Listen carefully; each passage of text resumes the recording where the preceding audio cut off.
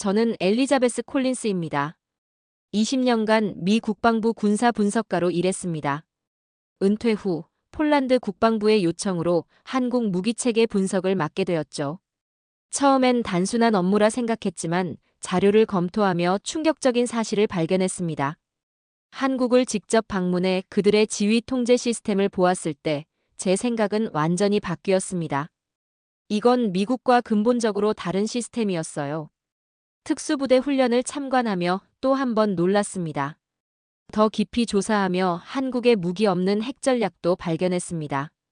제가 발견한 가장 중요한 비밀은 전략적 침묵이었어요. 한국은 자신들의 능력에 대해 침묵함으로써 세계가 그들을 과소평가하도록 유도했습니다. 진정한 강자는 떠들지 않는 법이니까요. 이제 제 보고서는 나토 국가들의 변화를 이끌어내고 있습니다. 이 이야기는 한 여성의 개인적 여정이자 남편의 유산을 계승하는 과정이며 한국이라는 나라가 어떻게 조용히 세계 안보 지형을 변화시키고 있는지에 관한 기록입니다. 시작 전 1초면 누를 수 있는 좋아요를 눌러주세요. 영상 제작하는데 아주 큰 힘이 된답니다. 그럼 바로 시작하겠습니다. 저는 창문 밖으로 떨어지는 바르샤바의 가을비를 바라봤습니다. 이제 모든 게 끝났다고 생각했죠. 남편 마이클의 장례식을 치르고 20년간의 국방부 커리어에 마침표를 찍은 후 조용한 은퇴 생활을 계획했으니까요. 그런데 폴란드 국방부의 전화 한 통이 모든 것을 바꿔놓았습니다. 엘리자베스 콜린스 씨, 우리는 당신의 전문성이 필요합니다. 회의실에 앉아 까만 커피를 마시며 브리핑 파일을 열었습니다.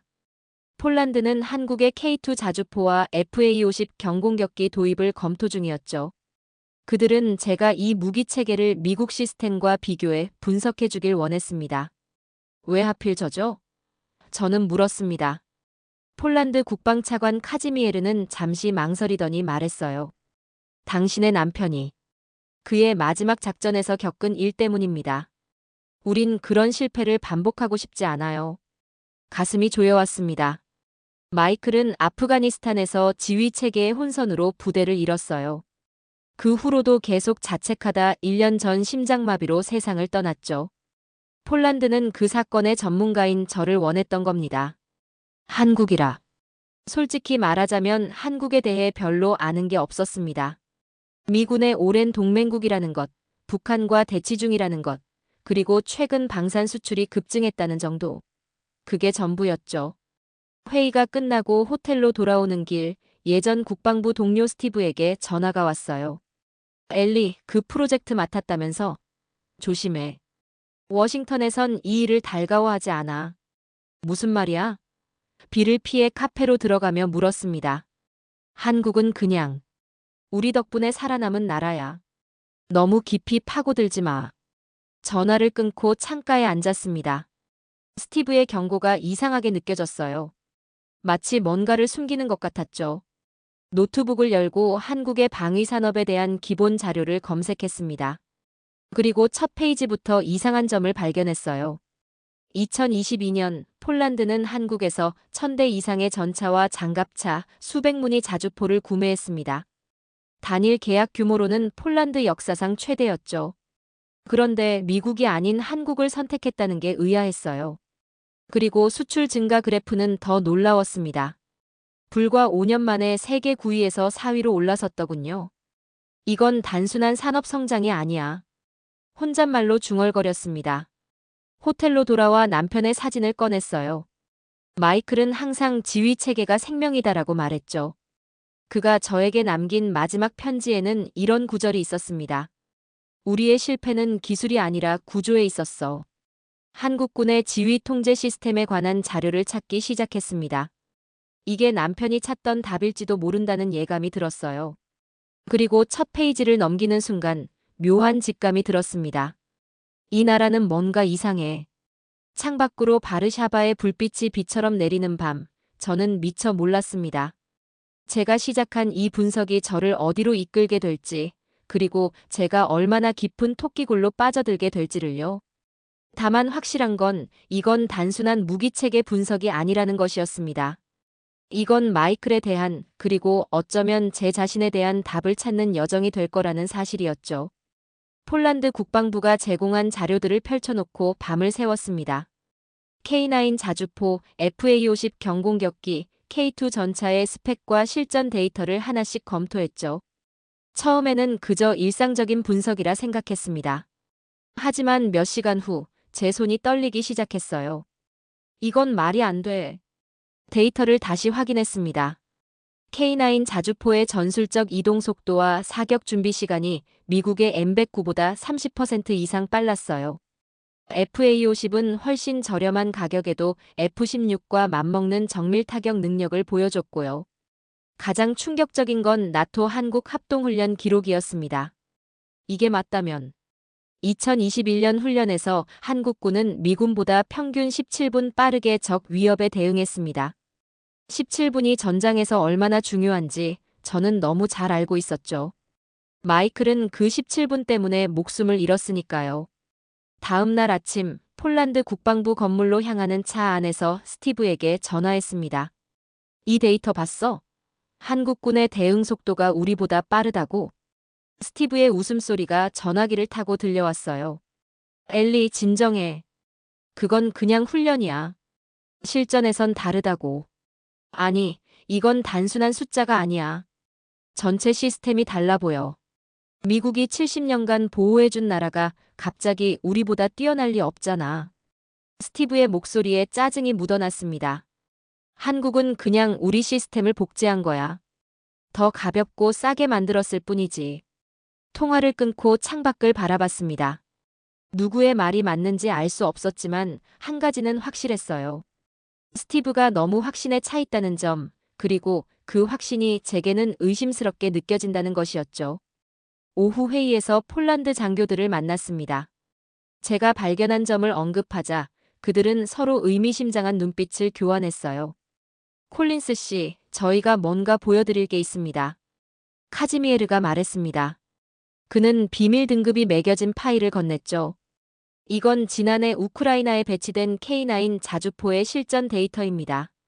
심장이 빠르게 뛰기 시작했어요. 이건 기밀 정보였습니다.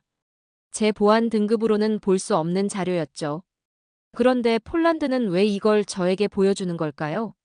이건 법적으로 문제가 될 수 있어요. 카지미에르는 고개를 끄덕였습니다.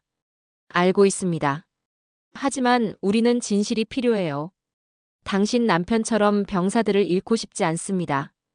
파일을 열자 숨이 막혔어요. 우크라이나 동부에서 K9 자주포는 미국의 M777보다 4배 많은 적 화력을 제압했습니다. 그리고 생존율은 거의 2배였죠. 어떻게 이런 일이? 호텔로 돌아와 밤새 이 수치들을 분석했습니다. 미국의 시뮬레이션 모델로는 설명할 수 없는 결과였어요. 우리 모델에 따르면 이런 성능을 내려면 최소 2배의 인력과 장비가 필요했습니다. 그런데 한국군은 더 적은 자원으로 이룬 거죠. 침대에 누워 천장을 바라보며 마이크를 생각했어요. 5년 전 그날 밤 아프가니스탄에서의 통신 기록을 떠올렸습니다. 지휘부, 적 위치 확인 요청. 응답하람. 마이클의 다급한 목소리. 소령님, 허가 대기 중입니다. 상부 결정 기다리세요. 시간이 없어. 당장 움직여야 해. 프로토콜을 따라야 합니다, 소령님. 그 후 20분 마이클의 부대는 매복에 걸렸고 절반이 사망했습니다. 마이클은 살아 돌아왔지만 그의 영혼은 그곳에 남았죠. 새벽녘 문득 깨달음이 찾아왔어요. 이건 단순한 기술의 차이가 아니야.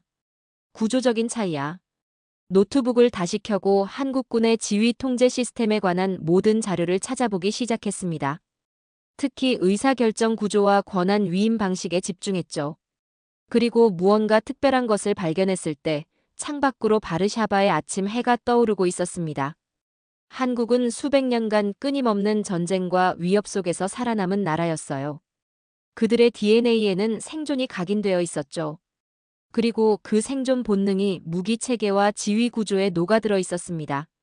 제가 찾은 건 단순한 수치가 아니라 완전히 다른 사고방식이었어요. 전화기가 울렸습니다. 스티브였죠. 엘리, 지금 뭐 하고 있어? 워싱턴에서 내가 접근 권한 없는 자료를 보고 있다는 얘기가 들려오는데. 침을 삼켰습니다. 누군가 저를 감시하고 있었군요. 그냥 내 일하고 있어, 스티브. 그리고 뭔가 발견했어. 뭔데? 한국은 우리가 생각했던 것과 전혀 다른 나라야. 그들의 무기는 단순한 도구가 아니라 그들의 생존 철학이 구현된 거야. 전화 너머로 긴 침묵이 이어졌습니다. 그리고 스티브의 목소리가 낮게 가라앉았어요. 엘리, 충고 하나 할게. 더 파고들지 마. 내 안전을 위해서. 전화가 끊겼습니다. 창밖을 내다보니 맑은 하늘이 펼쳐져 있었어요. 저는 결심했습니다. 이제 한국으로 직접 가야 할 때였죠. 남편이 찾던 답이 그곳에 있을지도 모른다는 예감이 들었으니까요. 그리고 무언가 제게 말하고 있었습니다. 이 여정이 단순한 컨설팅을 넘어 제 인생을 완전히 바꿔놓을 거라고요. 서울에 도착한 첫날, 저는 문화적 충격을 느꼈습니다. 현대적 고층 빌딩들 사이로 고궁이 보존된 도시, 24시간 움직이는 거리, 그리고 모든 곳에서 느껴지는 긴장감이었죠. 이곳은 기술적으로는 평화 상태지만 심리적으로는 여전히 전쟁 중인 나라였어요. 콜린스 씨, 환영합니다. 국방부 건물 앞에서 박소령이 저를 맞이했습니다. 오리엔테이션에서 가장 인상적인 건 그들이 생존이라는 단어를 얼마나 자연스럽게 사용하는지였어요. 우리에게 방위 산업은 선택이 아닌 필수입니다. 5천년 역사 동안 900번이 넘는 외침을 받았으니까요. 다음 날 아침 지하 벙커에서 한국군 지휘통제 시스템의 실제 운용을 참관했습니다. 벽면을 가득 채운 대형 스크린에는 한반도 전역이 3D로 구현되어 있었어요. 수십 명의 장교들이 각자의 태블릿과 콘솔을 조작하고 있었고 그들의 결정이 실시간으로 반영되었죠. 지금 시뮬레이션 중인 상황은 북한의 기습 공격 시나리오입니다. 김대령이 설명했습니다. 우리가 전략적 분산 지휘라고 부르는 거예요. 30분간 시뮬레이션을 지켜보며 제 생각이 완전히 바뀌기 시작했어요. 이건 미국의 지휘 체계와는 근본적으로 달랐습니다. 우리는 중앙 집권적 의사결정을 기반으로 하지만 한국은 분산형 구조였죠. 각 지휘관에게 상당한 자율권이 주어졌고 AI 지원 시스템이 이를 뒷받침했어요. 미국식 시스템에 익숙하신 분에게는 혼란스러울 수 있습니다. 우린 다른 철학을 가지고 있으니까요. 김대령이 말했습니다. 어떤 철학인가요? 우리는 결정을 전장에 맡긴다는 원칙을 가지고 있어요. 현장의 지휘관이 중앙보다 상황을 더 잘 알고 있으니까요. 그 순간 마이클의 말이 떠올랐습니다. 지휘권이 현장에 있어야 한다. 그가 아프간에서 계속 주장했던 바로 그것이었죠. 하지만 아무도 그의 말에 귀 기울이지 않았어요. 오후에는 장병들이 사용하는 전술 태블릿을 직접 체험했습니다. 이건 저희가 개발한 전장 시각화 시스템입니다. 태블릿을 손에 쥐는 순간 깨달았어요. 이건 단순한 군사 장비가 아니었습니다. 이건 게임이었죠. 직관적인 인터페이스, 명확한 시각 정보, 단순한 제스처로 작동하는 컨트롤. 마치 어린 시절 비디오 게임을 하는 것 같았어요. 왜 이렇게 게임처럼 만들었나요? 연구원이 의미심장한 눈빛으로 답했습니다. 한국의 모든 남성은 게이머예요. 그들은 10대부터 복잡한 전략 게임에 익숙해져 있죠. 우리는 그 친숙함을 활용한 겁니다. 저녁에 스티브에게서 전화가 왔어요. 엘리, 어디야? 갑자기 연락이 안 돼서. 한국에 왔어, 스티브. 솔직하게 말했습니다. 미쳤어? 누구 허락받고 간 거야? 난 이제 민간인이야. 내 시간은 내 마음대로 쓸 수 있어. 들어봐, 엘리. 내가 뭘 찾고 있는지 알아. 하지만 그건 마이클을 돌아오게 하지 않아. 눈물이 차올랐습니다. 이건 마이클에 관한 게 아니야. 아니, 어쩌면 전부 마이클에 관한 거야. 그가 찾던 답을 내가 발견했어. 한국은 우리가 생각했던 것보다 훨씬 앞서 있어. 우리는 왜 이런 시스템을 만들지 못했지? 제 목소리가 떨렸어요. 우리가 가진 모든 자원과 기술로도 왜 이런 직관적인 시스템을 개발하지 못했을까? 스티브는 잠시 침묵했습니다. 조심해, 엘리. 넌 지금 매우 위험한 질문을 하고 있어. 한국 방문 일주일 차, 저는 국방부가 마련한 브리핑룸에 앉아 있었습니다. 오늘의 주제는 한국 무기의 해외 수출 전략이었죠. 이미 폴란드의 대규모 계약에 대해 알고 있었지만 이제 그 전체 그림이 눈앞에 펼쳐지고 있었어요. 콜린스 씨, 이건 단순한 무기 판매가 아닙니다. 군수 담당 이국장이 설명했어요. 우리는 통합방위 패키지를 제공하죠. 프레젠테이션을 보며 놀라움을 감추지 못했습니다. 한국은 무기만 팔지 않았어요. 전술 노하우, 훈련 프로그램, 유지보수 시스템, 심지어 지휘 체계까지 함께 제공했죠. 그들은 무기가 아니라 전체 전투 방식을 수출하고 있었습니다. 폴란드, 터키, UAE, 호주. 이들 모두 한국식 체계를 도입하고 있군요. 자료를 살펴보며 말했어요. 이 국장이 미소를 지었습니다. 우리는 타이거 패키지라고 부릅니다. 장비, 소프트웨어, 훈련을 한 번에 제공하죠. 고객들이 선호하는 이유는 간단합니다. 효과가 있으니까요. 오후에는 터키 국방부 대표단과의 회의에 참관할 기회를 얻었습니다. 그들은 한국의 FA-50 경공격기 도입을 논의하고 있었어요. 우리는 그저 비행기를 사는 게 아닙니다. 터키 공군 장성이 말했어요. 우리는 대응 체계를 배우는 겁니다. 한국의 신속한 상황 인식과 대응 능력이 우리에게 필요합니다. 회의 후 브리핑룸 밖에서 우연히 사우디 장교를 만났습니다. 그를 보자마자 얼굴이 익숙하다는 느낌이 들었어요. 콜린스 대령님. 그가 먼저 다가왔습니다. 아메드입니다. 2017년 아부다비에서 만났던 아메드 칸 중령이요. 그제서야 기억났습니다. 아메드는 제가 걸프 지역 나토 파견 당시 가르쳤던 젊은 장교였어요. 이제 그는 사우디 특수전 지휘관이 되어 있었죠. 한국에서 뭘 배웠나요? 차를 마시며 물었습니다. 아메드의 눈이 빛났어요.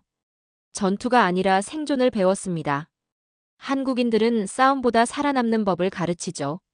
그들의 시스템은 효율성을 극대화합니다. 저녁에 호텔로 돌아와 제 노트에 이렇게 적었습니다. 한국은 무기가 아니라 생존 철학을 수출하고 있다. 다음 날 꼭 확인하고 싶은 것이 있어 특별 요청을 했습니다. 해외에 파견된 한국 군사 교관들의 활동 보고서를 보고 싶었어요. 놀랍게도 요청은 승인되었고 폴란드에서의 훈련 영상까지 제공받았습니다. 영상 속에서 한국 교관은 폴란드 장교들에게 전술 태블릿 사용법을 가르치고 있었어요. 그리고 폴란드 장교들의 얼굴에서 제가 처음 그 시스템을 봤을 때와 같은 놀라움을 읽을 수 있었습니다.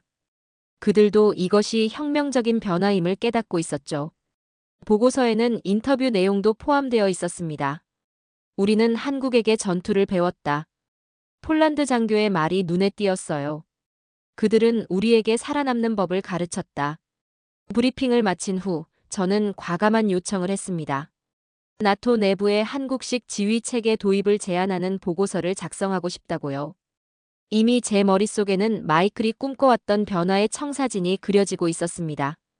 그날 저녁 갑자기 워싱턴에서 화상회의 요청이 왔어요. 국방부 내 제2 상관이었던 러셀 장군이었죠. 콜린스, 뭐 하고 있는 거야? 그의 목소리는 차가웠습니다. 한국식 체계를 나토에 도입한다고? 우리 방위산업은 어떻게 되는 건데? 숨을 깊게 들이마시고 대답했어요. 장군님, 이건 산업 문제가 아닙니다. 우리 군인들의 생명이 걸린 문제예요.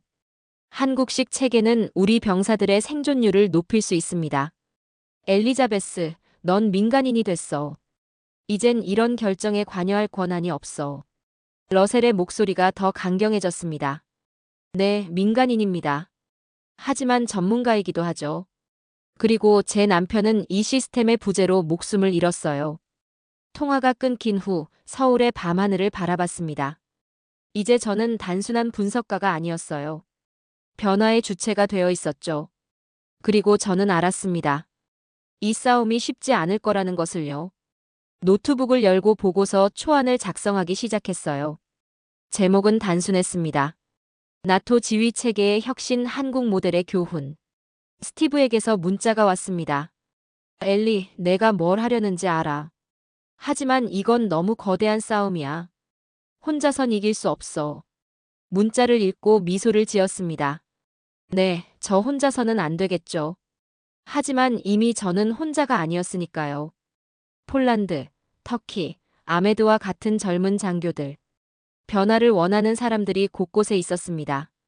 그리고 무엇보다 마이클의 영혼이 저와 함께였죠. 한 가지 분명해진 것이 있었습니다. 한국은 단순히 무기를 수출하는 게 아니었어요.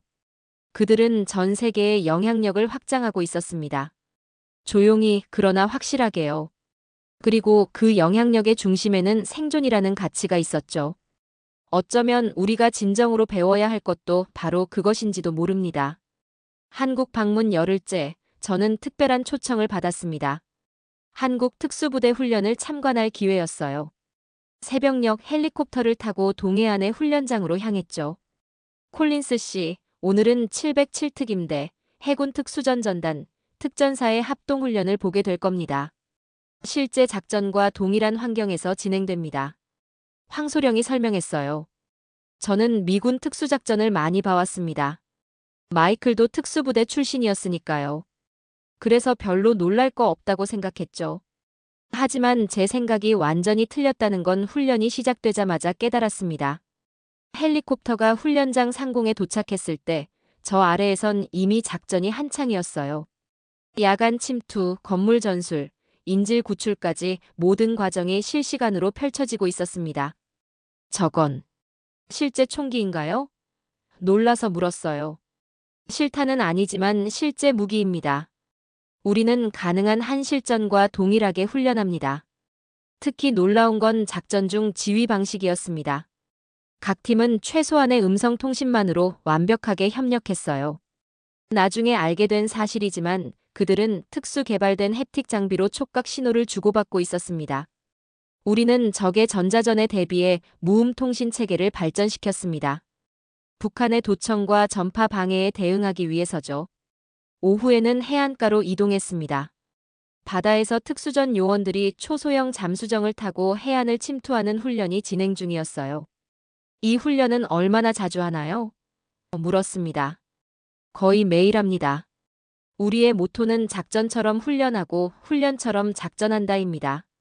저녁에는 미 특수전 사령부에서 파견된 참관인과 식사할 기회가 있었습니다. 마크 웨스트 소령은 SEAL 출신으로 저와 마찬가지로 한국군 훈련을 참관 중이었죠. 솔직히 말해봐요. 당신도 놀랐죠? 마크가 물었습니다. 네, 정말 충격적이었어요. 이 정도 수준일 줄은 몰랐습니다. 그들의 야간 작전 능력은 우리와 맞먹습니다.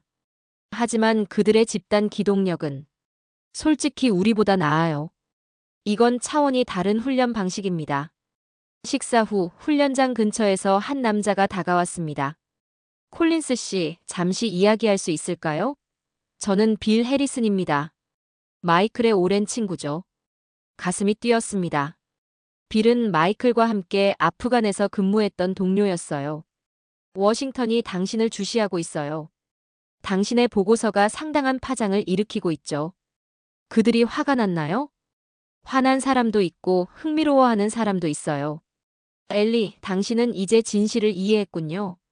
마이클이 계속 말했던 그 진실을요. 제 눈에서 눈물이 흘러내렸습니다. 그가 옳았어요, 빌. 지휘권이 현장에 있어야 한다는 그의 주장이요.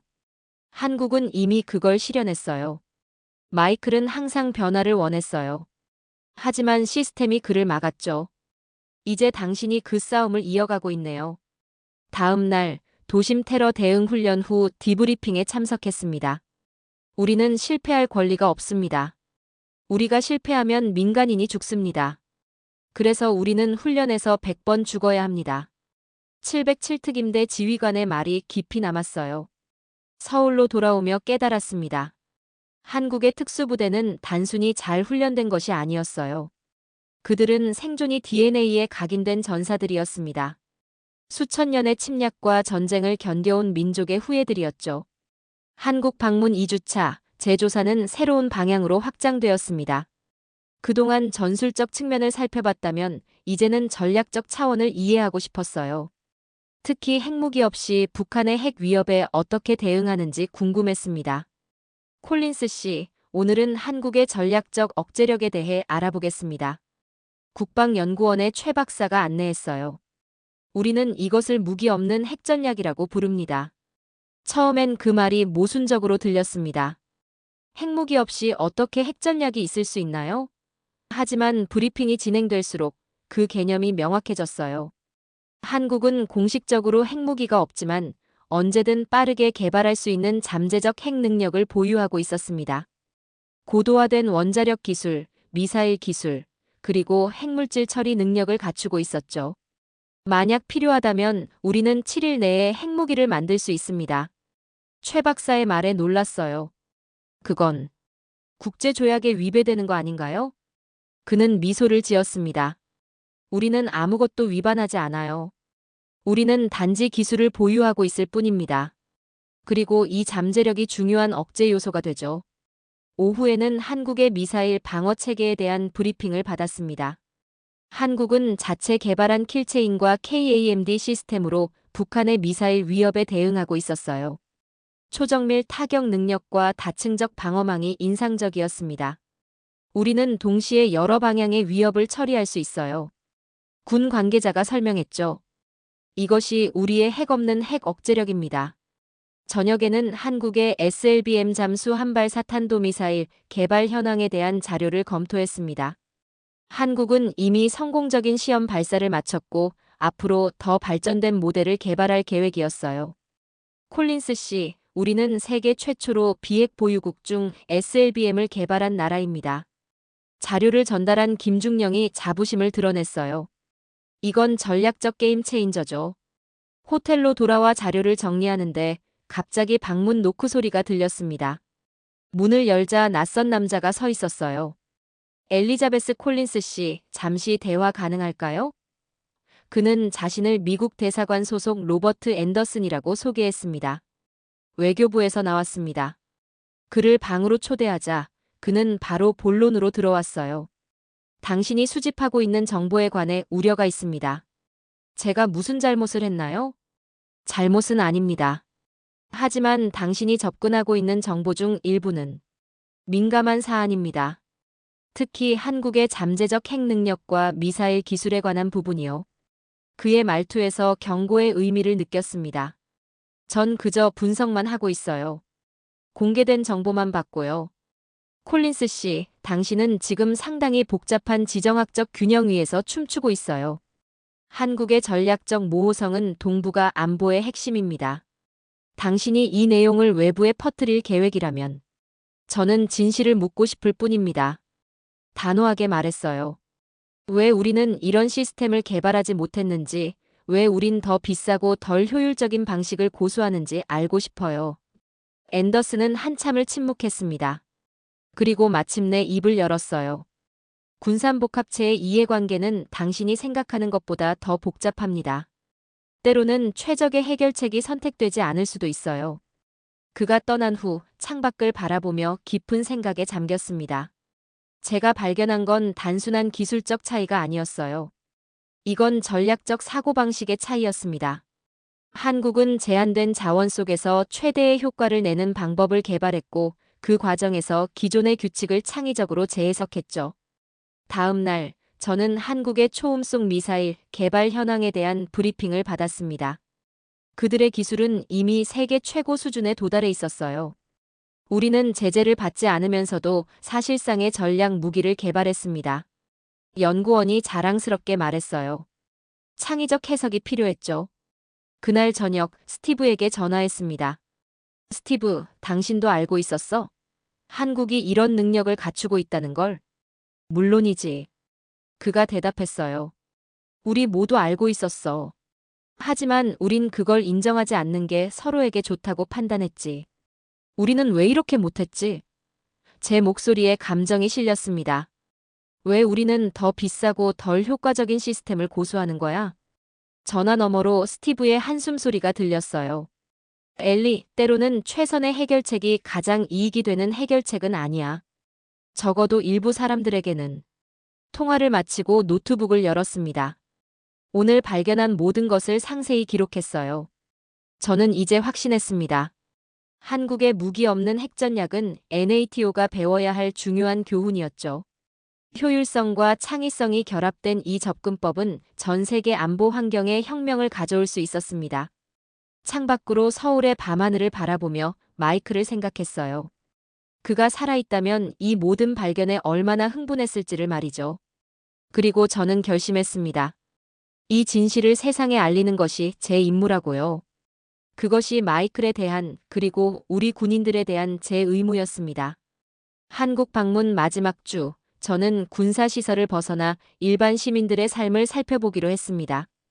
이제까지 본 한국의 군사적 역량이 어디서 비롯되는지 그 뿌리를 이해하고 싶었어요. 콜린스 씨, 오늘은 서울대학교를 방문하겠습니다. 제 가이드 역할을 맡은 이 교수가 말했어요. 한국의 젊은이들이 어떻게 군 복무를 인식하는지 보여드리고 싶습니다.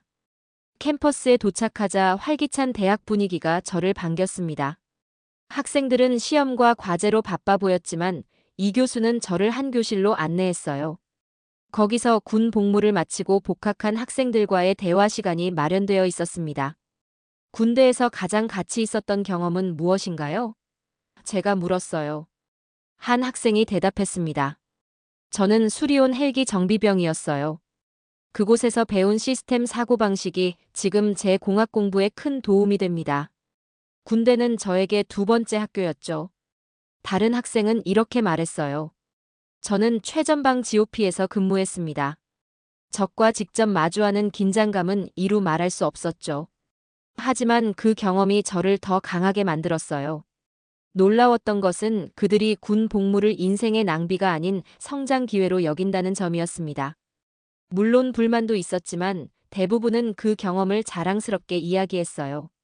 점심시간 학생 식당에서 더 충격적인 광경을 목격했습니다.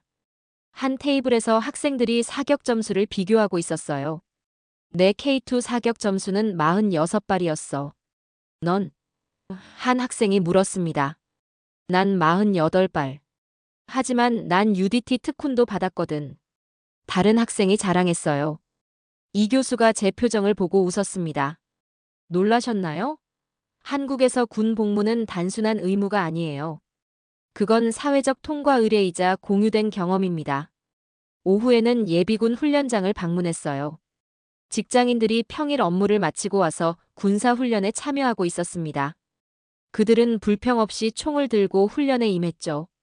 한국 성인 남성의 90% 이상이 기본적인 군사훈련을 받았습니다. 예비군 지휘관이 설명했어요. 이건 단순한 징병제가 아니라 국가적 정체성이죠. 저녁에는 강남의 한 카페에서 젊은 직장인들을 만났습니다. 그중 한 명인 재훈 씨가 제 질문에 흥미로운 답변을 해줬어요. 미국인들에게 군대는 선택입니다. 하지만 우리에겐 숙명이에요. 우리는 북한과의 전쟁이 단지 가능성이 아니라 언제든 현실이 될 수 있다는 사실을 알고 있습니다. 그래서 우리는 늘 준비되어 있어요. 그의 말에 깊은 감동을 받았습니다. 이것이야말로 제가 찾던 답이었어요. 한국의 군사력은 단순한 장비나 기술이 아니라 이 사회 전체에 스며든 생존 의지에서 비롯된 것이었습니다. 호텔로 돌아와 마지막 보고서를 작성하기 시작했어요. 총 쏠 줄 아는 민간인이라는 제목으로 한국의 전국민적 방위 체계에 대한 분석을 담았습니다. 스티브에게 전화가 왔어요. 엘리, 이제 돌아올 거지? 네, 내일 떠나요. 대답했습니다. 스티브, 우리는 그들을 완전히 오해하고 있었어. 한국의 강점은 무기가 아니야. 그들의 진짜 무기는 이 사회 전체야. 무슨 말이야? 우리는 그들을 과소평가한 게 아니라 우리 자신을 과신했어. 제 생각을 정리했습니다. 우리는 기술과 장비로 승리할 수 있다고 믿었지만 한국은 인간이 가장 중요한 전략 자산임을 알고 있었어. 침묵이 흘렀고 스티브가 마침내 말했어요. 내 보고서가 큰 파장을 일으킬 거야, 엘리. 준비됐어? 스티브, 이건 단순한 보고서가 아니에요. 이건 우리가 군을 어떻게 바라봐야 하는지에 대한 근본적인 질문이죠. 우리가 실패한 이유와 마이클 같은 사람들이 왜 목숨을 잃었는지에 관한 거야. 다음 날 아침 공항으로 가는 길에 마지막으로 서울을 바라봤습니다. 이 도시는 제게 많은 것을 가르쳐 주었어요. 단순한 군사 분석을 넘어 한 나라의 정신과 영혼을 보게 해주었죠. 이제 저는 확신했습니다. 한국의 진정한 힘은 화려한 무기 체계가 아니라 전쟁을 두려워하지 않는 사람들의 마음 속에 있다는 것을요. 그들은 생존을 위해 싸우는 법을 1000년 동안 배워왔고 그 지혜를 현대 기술과 결합시켰습니다. 그 결과가 바로 제가 목격한 혁명적인 방위 체계였어요. 비행기 탑승을 기다리며 마지막 메모를 적었습니다. 한국인들은 전쟁을 두려워하지 않는다. 그들은 전쟁에 익숙하다. 그리고 바로 그것이 그들의 가장 강력한 무기다. 해시태그 챕터 8. 전략적 침묵의 나라. 워싱턴으로 돌아온 지 일주일, 저는 최종 보고서 작성에 몰두했습니다. 수집한 모든 자료, 인터뷰, 관찰 결과를 하나로 엮어내는 작업이었어요. 제목은 오랜 고민 끝에 정했습니다. 전략적 침묵, 대한민국. 전략적 침묵? 전화로 스티브가 물었어요. 무슨 의미야? 한국은 자신들의 진짜 능력에 대해 말하지 않아. 그들은 세계가 자신들을 과소평가하도록 내버려 두지. 제 분석을 설명했습니다. 그게 그들의 가장 큰 무기야. 침묵. 정말로 제가 한국에서 발견한 가장 놀라운 점은 그들이 얼마나 조용히 혁신을 이루어왔는지였습니다. 미국이나 유럽의 방위산업체들은 새로운 기술을 개발할 때마다 대대적인 홍보를 하죠. 하지만 한국은 달랐어요. 그들은 기술을 개발하고 완성하고 배치한 후에야 조용히 그 존재를 알렸습니다. 펜타곤 시티의 작은 아파트에서 밤늦게까지 글을 썼어요. 창밖으로 펜타곤 건물이 보였습니다. 지금쯤 그들도 제 보고서를 기다리고 있겠죠. 하지만 제가 그들에게 전할 메시지는 그들이 듣고 싶어하는 것과는 다를 겁니다. 보고서의 마지막 문단을 작성하며 한국에서의 경험을 정리했습니다. 한국은 침묵으로 말한다. 그들은 세계가 자신들을 과소평가하도록 유도한다. 진정한 강자는 자신의 힘을 과시할 필요가 없기 때문이다. 한국의 방위 전략은 단순한 무기체계나 기술의 집합이 아니다. 그것은 5000년의 역사와 문화에 뿌리내린 생존 철학이다. 우리가 배워야 할 것은 그들의 무기가 아니라 그 무기를 만들어낸 사고방식이다. 보고서를 마무리하고 침대에 누웠지만 잠은 오지 않았어요. 마이클의 사진을 바라보며 생각했습니다. 그가 그토록 주장했던 변화가 이미 지구 반대편에서 실현되고 있었다는 사실을요. 만약 우리가 좀 더 일찍 한국의 시스템을 도입했다면 마이클과 그의 부대원들은 살아있을지도 모릅니다. 다음 날 아침, 저는 보고서를 국방부와 폴란드 국방부에 동시에 제출했어요. 그리고 기다렸습니다. 폭풍 전의 고요함이었죠. 이틀 후, 러셀 장군에게서 연락이 왔습니다. 콜린스, 당신 보고서가 꽤 파장을 일으키고 있어. 유럽 동맹국들이 이걸 읽고 있다네. 어떤 반응인가요? 물었습니다. 혼란스러워하는 사람도 있고 흥미로워하는 사람도 있지. 하지만 방위산업계는 글쎄, 그들은 기분이 좋지 않아. 저는 웃었어요. 예상했던 반응입니다. 우리 시스템이 최선이 아닐 수도 있다는 사실을 인정하기 힘들겠죠. 일주일 후 폴란드 국방부에서 화상회의 요청이 왔습니다. 카지미에르와 몇몇 고위 장교들이 화면에 나타났어요. 콜린스 씨, 당신의 분석에 감사드립니다. 우리는 한국의 지휘체계 도입을 적극 검토하기로 했습니다. 카지미에르가 말했어요. 그리고 다른 동유럽 국가들도 관심을 보이고 있습니다. 이것이 시작이었습니다. 다음 달 여러 나토 회원국들이 한국의 방위 시스템에 관한 브리핑을 요청했어요. 저는 그들에게 제가 발견한 모든 것을 공유했습니다. 중앙 집권적 지휘 체계의 한계, 현장 지휘관에게 더 많은 권한을 주는 분산형 시스템의 장점, 그리고 무엇보다 작전처럼 훈련하고 훈련처럼 작전한다는 한국식 접근법의 효과를요. 변화는 느리지만 확실하게 진행되고 있었습니다. 몇몇 나토 국가들은 이미 한국식 훈련 방식을 일부 도입하기 시작했어요. 그리고 폴란드는 한국과 공동으로 새로운 지휘 통제 시스템을 개발하기로 결정했죠.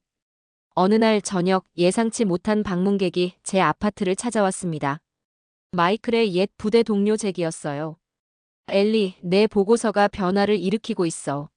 잭이 커피를 마시며 말했습니다. 특수부대에서도 한국식 훈련 방식을 검토하고 있다더군. 정말 눈물이 차올랐어요. 마이클이 이걸 볼 수 있다면 좋았을 텐데. 그는 보고 있을 거야. 잭이 따뜻하게 미소 지었습니다. 그는 항상 옳았어. 그리고 내가 그의 유산을 이어가고 있어. 몇 달 후, 저는 다시 한국을 방문했습니다. 이번에는 나토 대표단과 함께였어요. 그들도 이제 한국의 시스템을 직접 보고 싶어 했죠.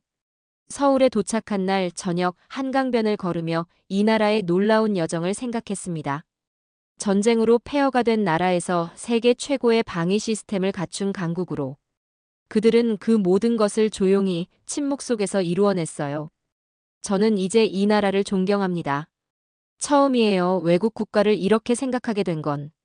그들의 생존 의지, 효율성, 그리고 무엇보다 겸손함이 제게 깊은 인상을 남겼습니다.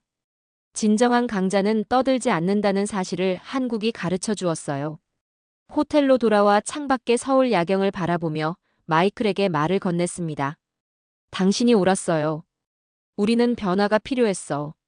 그리고 그 변화가 시작되고 있어요. 제가 몰랐던 것은 제 보고서가 이미 유럽의 한 정보기관에 도달했다는 사실이었습니다. 그들은 자체적인 후속 분석을 시작했고 한국의 방위 시스템에 관한 더 깊은 조사를 계획하고 있었어요. 변화는 저희가 상상했던 것보다 더 빠르게, 더 넓게 퍼져나가고 있었습니다. 마지막 보고서에 이렇게 적었어요. 한국은 침묵으로 세계를 정복하고 있다. 그리고 세계는 이제 귀 기울여 듣기 시작했다.